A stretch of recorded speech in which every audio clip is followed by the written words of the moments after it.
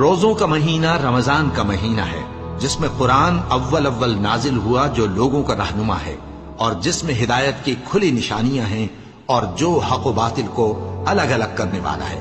تو جو کوئی تم میں سے اس مہینے میں موجود ہو چاہیے کہ پورے مہینے کے روزے رکھے، اور جو بیمار ہو یا سفر میں ہو تو دوسرے دنوں میں روزے رکھ کر ان کا شمار پورا کر لے۔ اللہ تمہارے حق میں آسانی چاہتا ہے اور سختی نہیں چاہتا، اور یہ آسانی کا حکم اس لیے دیا گیا ہے کہ تم روزوں کا شمار پورا کر لو، اور اس احسان کے بدلے کہ اللہ نے تم کو ہدایت بخشی ہے تم اس کو بزرگی سے یاد کرو اور اس کا شکر کرو۔